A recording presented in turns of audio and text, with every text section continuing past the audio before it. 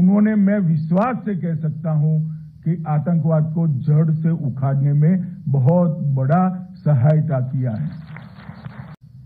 अनेक प्रकार के कठिन क्षेत्रों में एनआईए ने विगत 7 सालों में बहुत अच्छा काम किया। मैं विशेष उल्लेख करना चाहता हूं कि जम्मू कश्मीर का, जम्मू कश्मीर के क्षेत्र में आतंकवाद से लड़ना एक बात है, आतंकियों से लड़ना एक बात है, मगर आतंकवाद को जड़ समेत उखाड़ कर फेंक देना दूसरी बात है। और वो अगर उखाड़ कर फेंकना है तो टेरर फंडिंग की उनकी सारी व्यवस्थाओं को ध्वस्त करना पड़ेगा। 2014 में मोदी जी के प्रधानमंत्री बनने के बाद 18 और 19 में एनआईए ने टेरर फंडिंग के जो मामले रजिस्टर किए, उन्होंने, मैं विश्वास से कह सकता हूं कि आतंकवाद को जड़ से उखाड़ने में बहुत बड़ा सहायता किया है। टेरर फंडिंग पर आज तक हमारी एजेंसियों ने उनके अलग अलग तरीकों पर, निर्दोष दिखते तरीकों पर कभी भी आघात नहीं किया था। पहली बार 18 और 19 में एनआईए ने जो केस रजिस्टर किए, इसके कारण आज उनको पैसा मुहैया कराने वाले सरल रास्ते नहीं बचे।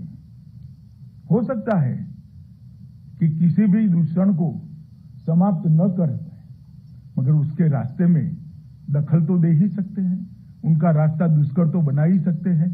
और ये काम एनआईए ने बहुत अच्छे तरीके से किया है।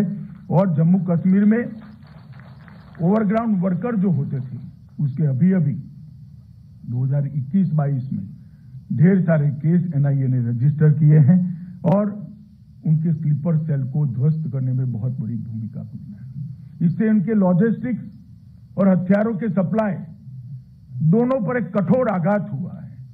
और जो आतंकवाद की मदद भी करते थे और समाज में सम्मान के साथ जीते थे, ऐसे सभी लोगों को आज अपनी पहचान एक्सपोज करने के लिए एनआईए ने मजबूर किया है और उनको कानून की अदालत में ले जाकर खड़ा किया है।